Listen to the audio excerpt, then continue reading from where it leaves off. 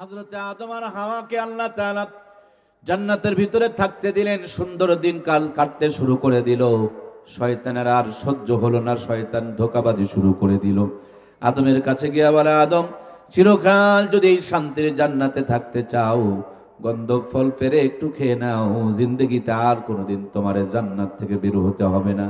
হযরত আদম চিন্তা করলেন, আল্লাহ তাআলা গন্ধব ফলের কাছেই যেতে আমাকে নিষেধ করলেন, আর তুমি আমাকে গন্ধব ফল খেতে বলো, তার মানে বুঝতে পেরেছি তুমি মরদুদ শয়তান, তুমি আমার কাছ থেকে ভেগে চলে যাও। শয়তানকে ভাগিয়ে দিলেন হযরত আদম। শয়তান চিন্তা করলেন, ছেলে মানুষের বিবেক, ছেলে মানুষের মেমোরি বড় তীক্ষ্ণ, তাদেরকে সহজে ধোঁকা দেওয়া যায় না। এই জন্য শয়তান বুদ্ধি করলেন বড় আম্মা হাওয়াকে ধোঁকা দেওয়ার জন্য। কেমনি ধোঁকা দিবেন, সামনে গিয়া মায়া কান্না শুরু করে দিয়েছেন। আম্মা জান হাওয়া বলেন, এই তো জান্নাত শান্তির জায়গা, এখানে কোনো অশান্তি নাই, তুমি কান্না করো কেন? আদমের হাওয়ার সামনে শয়তান বলে, মা, আমি তো আমার কারণে কাঁদি না, আমি কাঁদি তোমাদের জন্য। কারণ কয়েকদিন পর আল্লাহ তোমাদেরকে দুনিয়ার মধ্যে পাঠায়া দিবে, আর দুনিয়া বড় কষ্টের জায়গা, সেখানে তোমরা কেমন করে থাকবে। এই জন্য আমি আমার কষ্টে কাঁদি না, তোমাদের ভবিষ্যতের কথা চিন্তা করে কাঁদতেছি। জোরে বলুন নাউজুবিল্লাহ। এদেশে যতগুলো কিস্তি মার্কা এনজিও আছে, প্রত্যেকটা এনজিও নিজের ভুঁড়ি মোটা করার জন্য মায়া কান্না দেখায় দেখায় গরিবদেরকে শোষণ করে করে তাদের বাড়ির মধ্যে টিন নাই, চাল নাই, এদের পাছার মধ্যে গোস্ত নাই, এদের ঘুম নাই, এদের মাথার চুল পেকে যায়, আর এদের খালি বিল্ডিং বাড়ে, ওদের প্রমোশন হয়, ওদের সম্পদ বাড়ে। কথা বলুন ঠিক কিনা? এরা হলো ওই শয়তানি বুদ্ধি খাটায়া তারা তেমনি ভাবে কিস্তি চালু করে দিয়েছে। শয়তান বলছে, আমি আমার জন্য কাঁদি না, আমি কাঁদি তোমাদের জন্য, তোমরা দুনিয়াতে কেমনে থাকবে। আম্মাজান হাওয়া, মেয়েদেরকে বলা হয় না কেসে আকল, অল্প বুদ্ধি সম্পন্ন, এদের ধৈর্য, এদের বুদ্ধিটা খুব কম। এই জন্য দেখবেন ইসলাম কত সুন্দর, ইসলাম কত আপডেট, ইসলাম কত মাধুর্যপূর্ণ। তালাকের অধিকার শুধু ছেলে মানুষকে দেওয়া হয়েছে, তালাকের অধিকার কোনো মেয়ে মানুষকে দেওয়া হয়নি।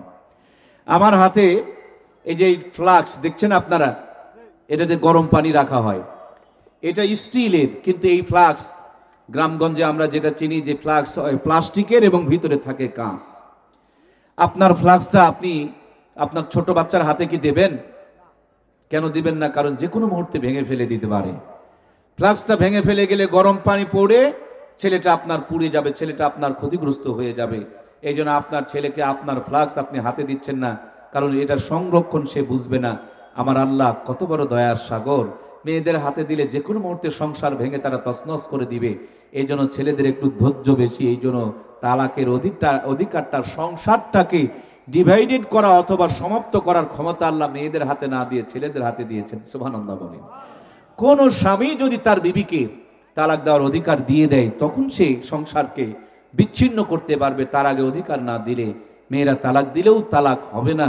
তালাকের অধিকার মেয়েদেরকে দেওয়া হয় নাই। দেখুন না, 50 বছর ধরে সংসার করছেন, হঠাৎ করে একদিন পান ভুলে চলে আসছেন, দেখবেন মা সামনে দাঁড়ায় বলবে, তোমার সংসারে এসে আমি জীবনে কিচ্ছু পাইলাম না। যে কয়েকজন ঠিক বলেন না, আপনারা কি বেঠিক বলতেছেন নাকি? 90% মায়েদের এই চরিত্র। 50 বছর সব দিলেন, হঠাৎ করে কোনো একটা কিছু যদি ভুলে আসেন, তোমার কাছে এসে আমার জীবনটা শেষ হয়ে গেল, আমি হলে তোমার ভাত খাচ্ছি, অন্য কেউ হলে অনেকদিন আগে প্রসাব প্রসাব করে চলে যেত। এরকম বলে কি বলে না? আমার প্রাণ প্রিয় ভাইয়ারা, এই জন্য বরাম্মা হযরতে হাওয়াকে শয়তান ধোঁকা দেওয়ার জন্য বললেন, মা, এই গন্ধ ফল পেরে যদি খেয়ে ফেলতে পারো, আর কোনোদিন তোমাকে দুনিয়াতে যেতে হবে না। বরাম্মা হযরতে হাওয়া চিরকাল জান্নাতে থাকার জন্য গাছের থেকে গন্ধ ফল পেরে যখন খেতে শুরু করে দিলেন, গাছ থেকে ফল পাড়ার পর আঠা পড়লো, রস ঝরলো। এই জন্য আল্লাহ তাআলা মায়েদের উপরে একটা শাস্তি চাপায়া দিল। মেয়েদের যখন বয়স হয়ে যায়, তখন দেখবেন 3 দিন 5 দিন মতান্তরে 7 দিন পর্যন্ত মেয়েদের মেন্স হয়ে থাকে, হায়েস হয়ে থাকে। এটা পার্বতীপুরের কোনো ছেলে মানুষের কি হয়? তার মানে আমরা গন্ধব ফল পারি নাই, শাস্তি আমাদের ঘাড়ের উপরে বর্তায় নাই। মায়েরা পেরেছিলেন, তাদের ঘাড়ের উপরে শাস্তি আজ পর্যন্ত বর্তায় আছে। শরীরের মধ্যে পরিবর্তন শুরু হলো।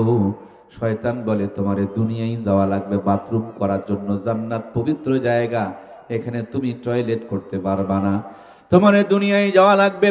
হযরতে হাওয়া বলেন কেমনে আমি দুনিয়ায় যাব স্বামী ছাড়া? বলে স্বামীকে যদি সাথে নিতে চাও যে কোনো মূল্যে তুমি তোমার স্বামীর গন্ধ ফল খাওয়াও। হযরতে আম্মা জান হাওয়া আদর করে আদমকে কাছে নিয়ে মুখের মধ্যে গন্ধ ফল তুলে দিয়েছে। হযরতে আদম মনের অজান্তেই যেন গিলে ফেলে দিয়েছে। এরপর মনে হয়েছে না জানি আমি গন্ধ ফল খেয়ে ফেললাম।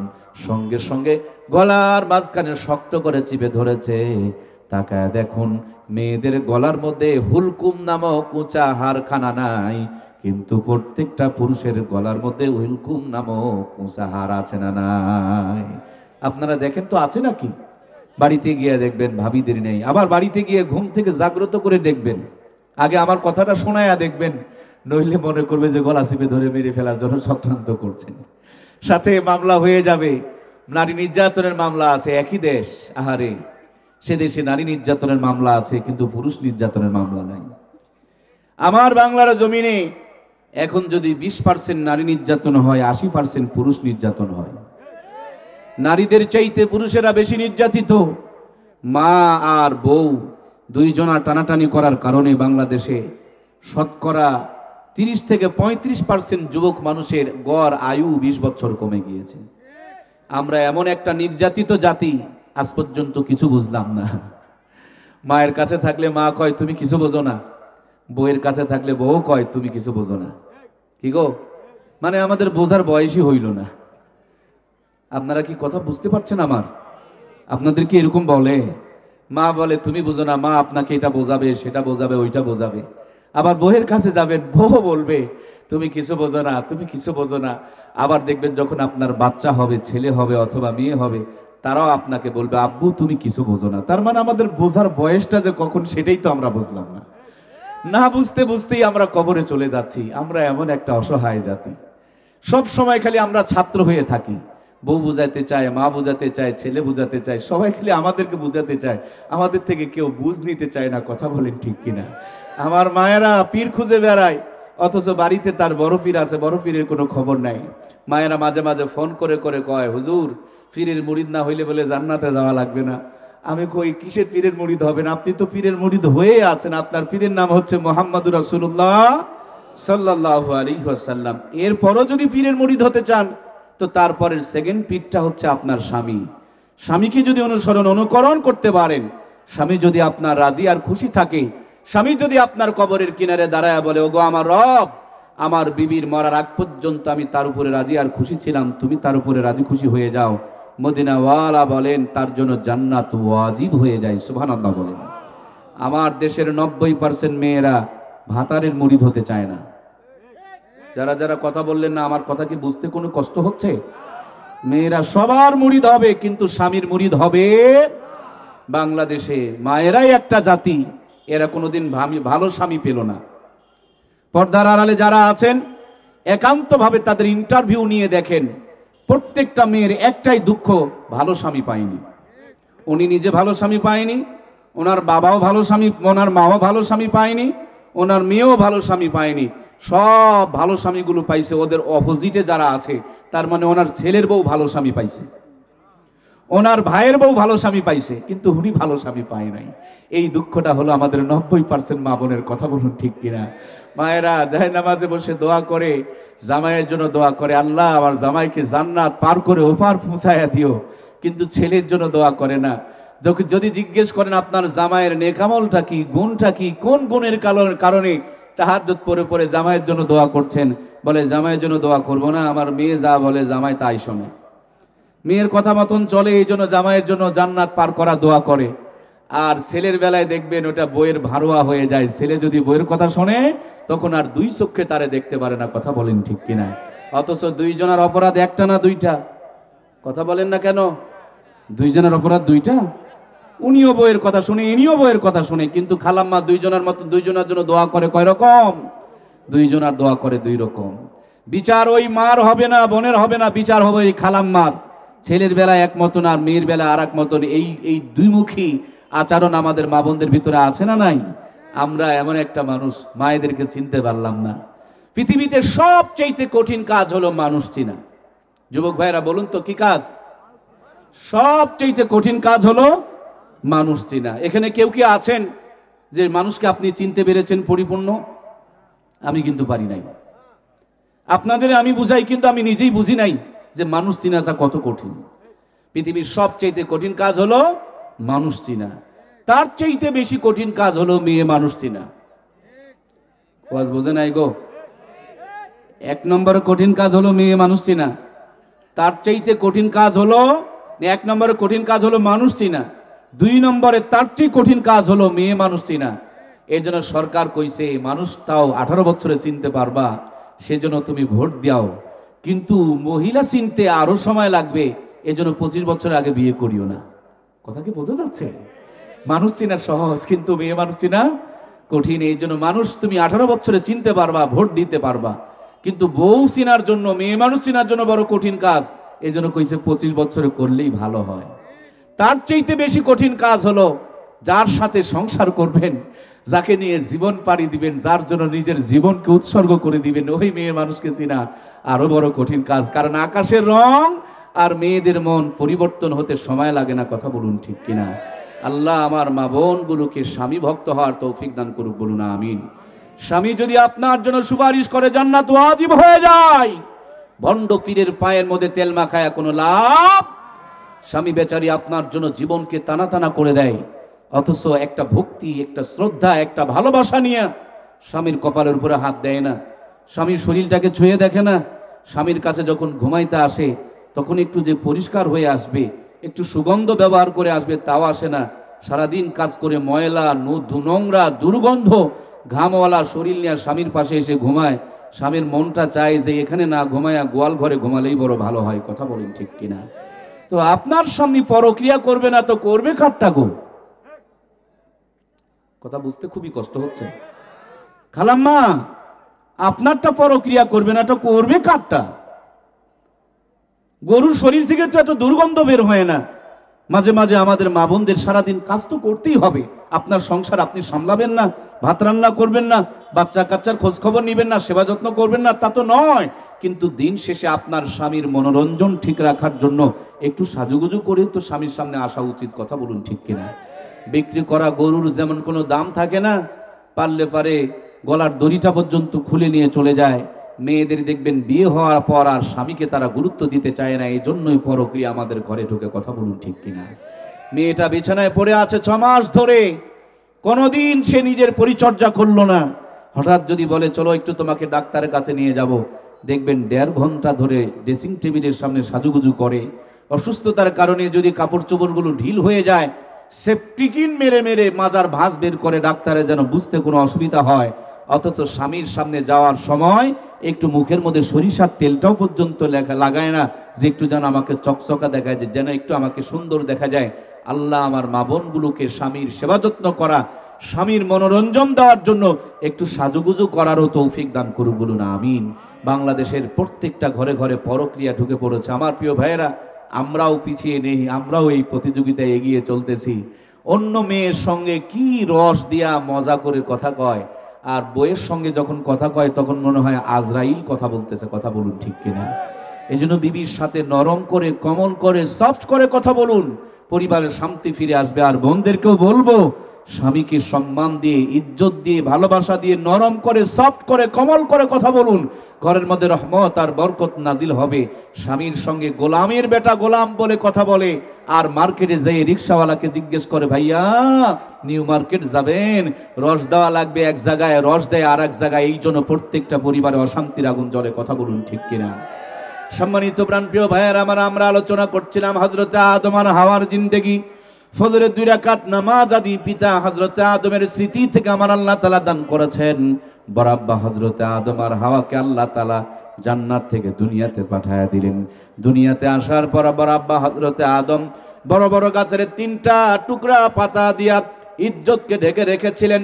সেজন্য মৃত্যুর পর ছেলে মানুষদের জন্য, পুরুষ মানুষদের জন্য, দয়া করে বলুন তো দেখি, ছেলেদের জন্য কাফনের কাপড় কয় পিস? 3 পিস। আর বরাম্মা হযরতে হাওয়া বড় বড় গাছের 5-5টা টুকরা পাতাতে ইজ্জতকে ঢেকে রেখেছিলেন।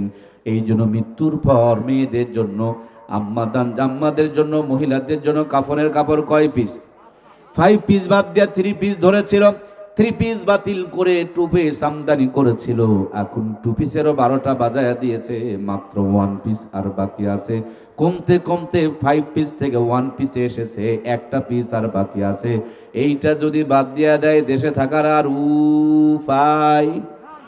সামনে তাকালে পায়জামা ফাটা, ঘাড় ঘুরাবেন মাজায় কাটা, পিছনে তাকাবেন তাও আবার সিনেমার পোস্টার লাগা। যত বড় হাজি আর গাজী নামাজি আর পরহেজগার হন, ওই কাটা আর ফাটা দেখে আমার ভাইয়ারা, ওই কাটা আর ফাটা দেখে আপনার ইমান বাড়বে না, বরঞ্চ ওই দিকে তাকালে আপনার ইমানের মধ্যে পচন ধরবে, আপনার গুনাহ হয়ে যাবে, চোখের জেনার গুনার পাপ হবে।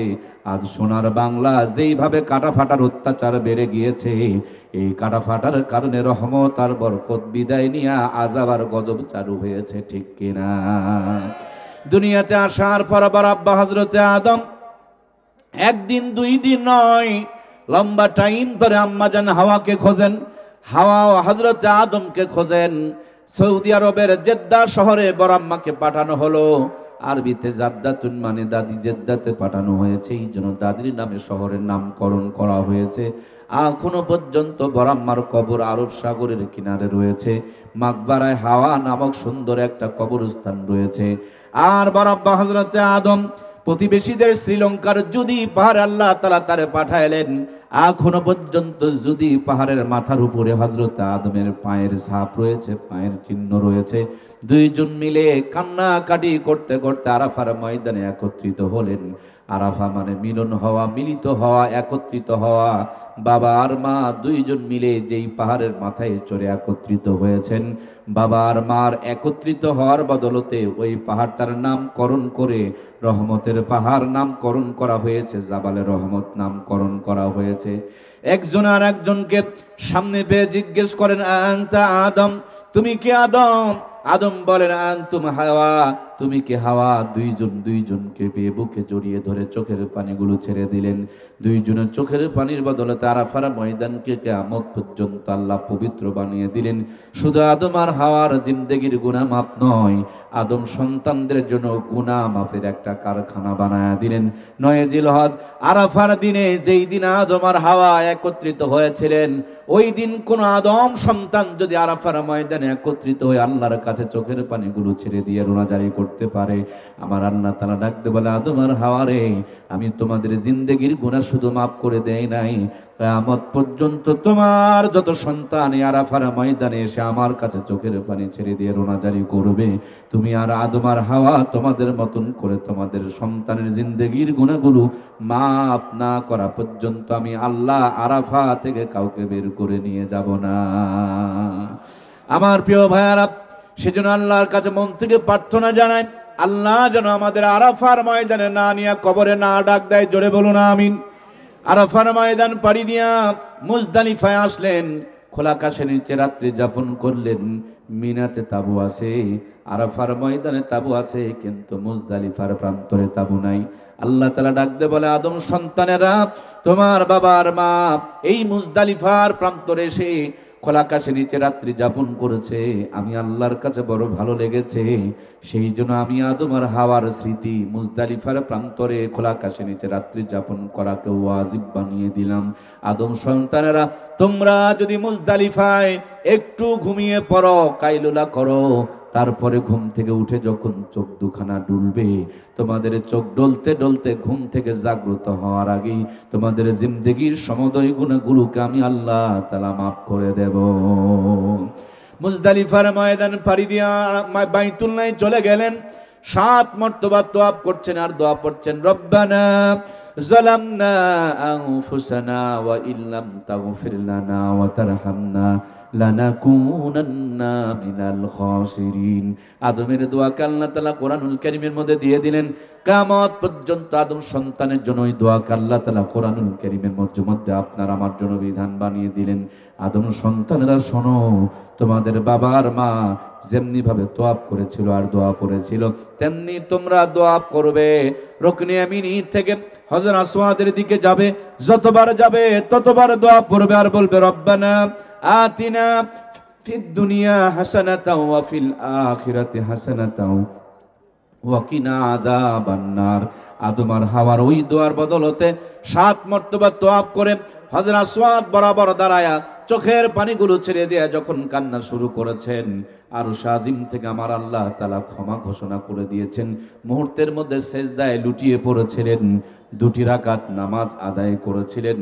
আদম আলাইহিস সালামের উম্মতের জন্য মাত্র 2 রাকাত নামাজ ফরজ ছিল, 1 ওয়াক্ত 2 রাকাত নামাজ ফরজ ছিল।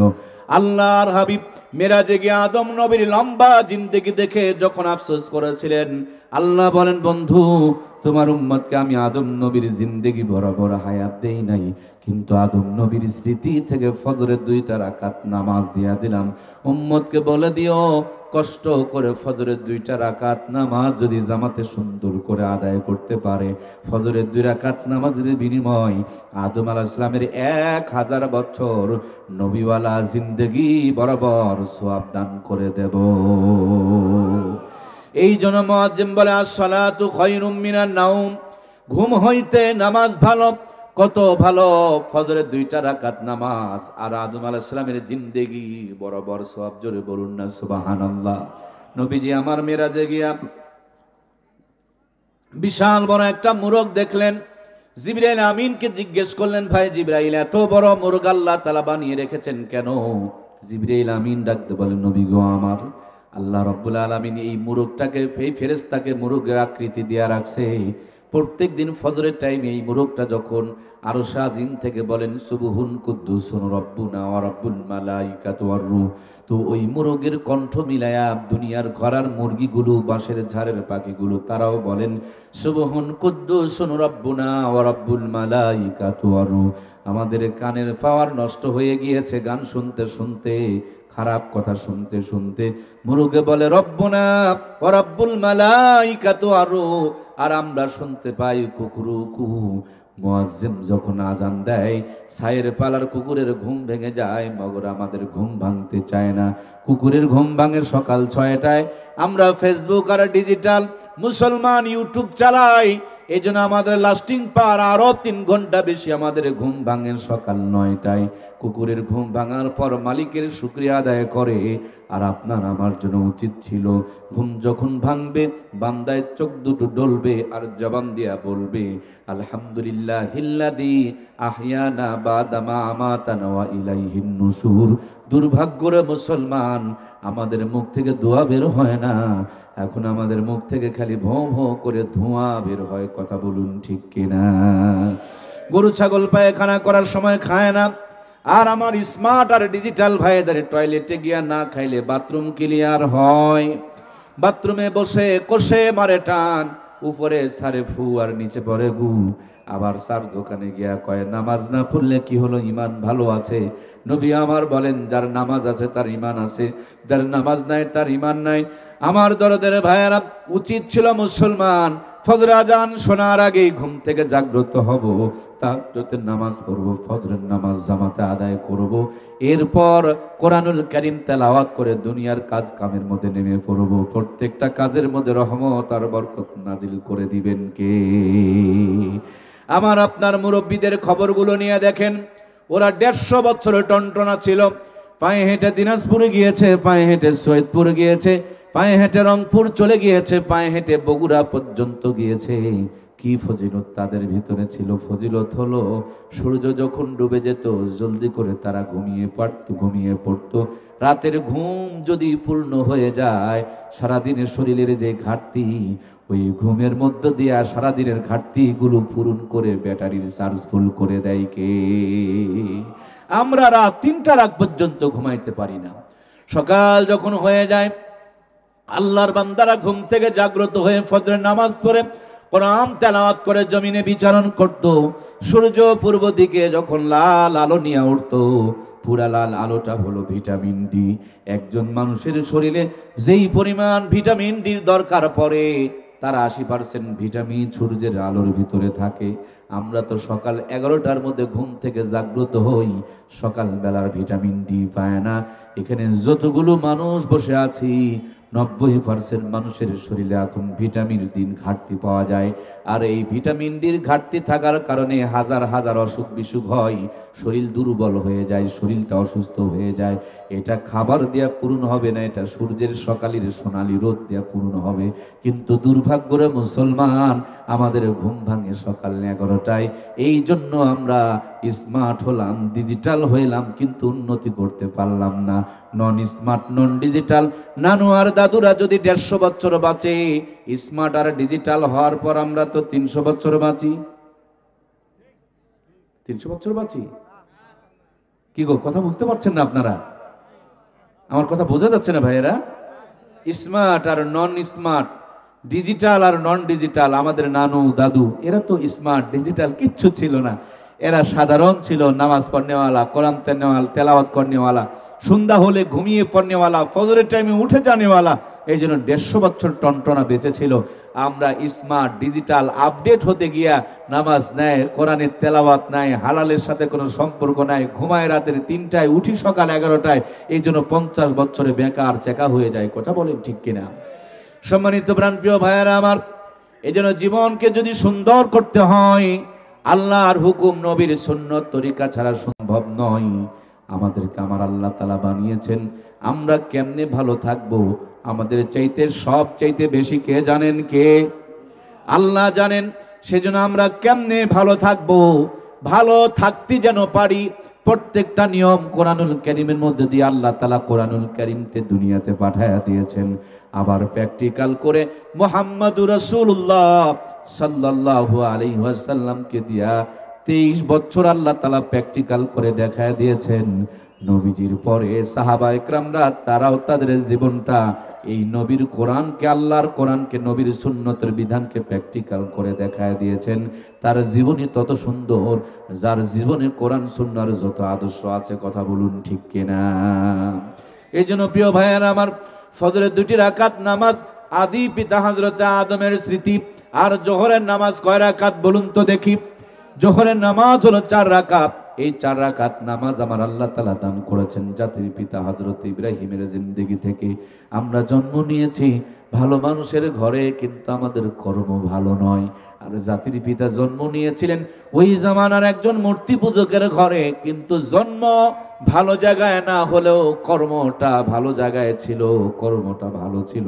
কিয়ামত পর্যন্ত মুসলমানের জাতির পিতা আমার আল্লাহ ঘোষণা করে দিয়েছেন, মিল্লাতা আবিকুম ইব্রাহিম হুয়া সাম্মাকুমুল মুসলিমিন। আল্লাহু আকবার। মুসলমানের জাতির পিতার নাম সাইয়েদনা ইব্রাহিম আলাইহিস সালাম। ঘোষণাটা কার? এতদিন পর্যন্ত আমাদের ঘরের উপরে কে যেন চেপে বসেছিল, তারা নিজেকে জাতির পিতা দাবি করতেছিল। ঘরের মধ্যে ছবি রাখতে হবে, নইলে বেতন বন্ধ হয়ে যাবে। যেমনি ক্ষমতা উল্টে গেল, তখন আবার কেউ কেউ মাথায় বসে প্রস্রাব করতেছিল। কথা বলুন ঠিক কিনা? জোর করে চাপায়া দেওয়া যায় না, দিল থেকে মেনে নিতে হবে। আমার প্রিয় ভাইয়েরা, এমন কিছু করে যেতে হবে যুগ যুগ ধরে যেন মানুষ স্মরণ করে সে কতদিন আগে তিনি চলে গিয়েছেন। তার উপরে নাজিল হওয়া এটা কোরআন নয়, এটা মুহাম্মদুর রাসূলুল্লাহর উপরে নাজিল হওয়া কোরআন। কিন্তু তার ভিতরেও জাতির পিতার কথা আছে না নাই? সম্মানিত ভাইয়েরা আমার, ছোট্ট ইব্রাহিমকে কোলে নিয়া মন্দিরের ভিতরে গিয়া টুলের উপরে বসতে দিয়া বাবা মূর্তি বানাতে শুরু করেছেন। আপনারা যারা মূর্তি বানানো দেখেছেন, প্রথমে দেখবেন কাবারি দিয়া একটা স্ট্রাকচার বানায়, তার উপরে খের পেঁচায়, এর উপরে কাদা লাগায়, তারপরে পালিশ করে, তারপরে মালিশ করে, এরপরে কাপড় চোপড় পরায়া, সামনে কিছু দুধ কলা দিয়া, হাতের মধ্যে একটা টুনটুনি নিয়া, যা কিছুই বলুক না কেন বেচারি একটা সত্য কথা বলে, নমো নমো নমো। এই 4 আঙ্গুলের ইশারা দিয়া কয় নমো নমো নমো। যা কিছু নিয়ে আসতেছ 4 আঙ্গুল দিয়া কয় সব আমি নেব। আর উপরের কাঁচকলা ঝোঁকায় আর কয় তোর ভগবান আর তোদেরকে এটাই দেব। আজ পর্যন্ত নমো নমোর যারা পূজা করেছে ওদের কপালে কাঁচকলাই গিয়েছে, আর যা কিছু নিয়ে গেছে সব ঠাকুরে খাইছে। কথা বলুন ঠিক কিনা? হিন্দুদের দেখে দেখে এখন আমার ভাইয়েরা মুসলমানরা ওই পূজা শুরু করেছে। ওদের যেমন রামনারায়ণ, মোদের তেমন মানিক পীর, ওদের হলো দুধ কলা, মোদের হলো সিন্নি ক্ষীর। রামনারায়ণের পূজা করে, পর্দা পুশিদা লাগে না, হালাল হারাম চেনে না, আমার ভাইরা সত্য মিথ্যার পার্থক্য করে না। বাংলার জমিনে এমন হাজার ভণ্ড পীর আছে, এদের নামাজ লাগে না, রোজা লাগে না, পর্দা লাগে না, খালি বাবার দরবারে গরু ছাগল নিয়ে গেলেই চলে। কথা বলুন ঠিক কিনা? গরু ছাগল দিয়া যদি জান্নাতে যাওয়া যায়, তোমার পীরে চাইতে কি আমার নবী বড় ভিন্ন হয়? নবীর রওজায় একটা নিয়ে গেলে না কেন রে ভাই? নবীরে বাদ দিয়া বাবার দরবারে এত গরু নিয়ে দৌড়াও কেন? আবার গর্ব করে যে আমার বাবার কবরে, আমার বাবার মাজারে যত গরু যায়, অন্য মাজারে তত মানুষও যায় না, গরুর কাছে তো গরুই যায়, এখানে আবার গর্বের কি? আল্লাহ তাআলা আমাদেরকে সঠিক বুঝদান করুক, বলুন আমিন। লবণ আর চিনি দেখতে একই মতন, কিন্তু লবণ চিনি কি একই জিনিস? বাংলার জমিনে একজনও বেকুব পাওয়া গেল না যে চিনির টাকা দিয়ে লবণ কিনে নিয়ে এসেছে। হাজার বেকুব পাওয়া যায়, হক্কানি পীরের নাম বলে আর ভণ্ডের কাছে মুরিদ হয়। কথা বলেন ঠিক কিনা? আল্লাহ তাআলা আমার ভাইগুলোকে হক্কানি পীরের কাছে যাওয়ার তৌফিক দান করুক, বলুন আমিন। ভণ্ড পীরেরা মানুষকে গাঁজা খাওয়া শিখায়, হক্কানি পীরেরা গাঁজাখোরকে নামাজি বানায়। এখন আপনার পীর কোন পীর আপনি মিলায় দেখেন, মেজারমেন্ট করে দেখেন। আমরা দেখেছি বিগত দিনগুলোতে ভণ্ডদের মাজারে টাকার কোনো অভাব ছিল না, আর যারা হক কথা বলতো, সত্য কথা বলতো, যারা হক্কানি জিন্দা পীর ছিল, আল্লাহর ওলি ছিল, তাদের হাতের মধ্যে হাত করা লাগায় তারা জেলের মধ্যে ঢুকায় রাখতো। কথা বলুন ঠিক কিনা? যারা হক কথা বলে তারাই তো পীর, যারা হক কথা বলে তারাই তো পীর। যারা চোখ বন্ধ করে থাকে, মুখ বন্ধ করে থাকে, ভণ্ডামি করে, মিথ্যা কথা বলে না, কোনোদিন অন্যায়ের প্রতিবাদ করে না, সে যতই পীর দাবি করুক, এটা হলো মিঠা শয়তান। কথা বলেন ঠিক কিনা? এটা হলো আমার প্রিয় ভাইয়েরা, এটা কোনোদিন পীর হতে পারে না। আল্লাহর হাবিব বলেছেন এটা হলো কিয়ামতের দিন বোবা শয়তান হিসেবে তারে তোলা হবে। যারা অন্যায়ের প্রতিবাদ করত তাদেরকে আমরা ভিতরে ঢুকায় শায়েস্তা করতাম, আর ভণ্ডদের মাজারের মধ্যে টাকার জোগাল দিতাম। আল্লাহ তাআলা জাতিকে হক্কানি পীরদের কাছে যাওয়ার তৌফিক দান করুক, বলুন আমিন।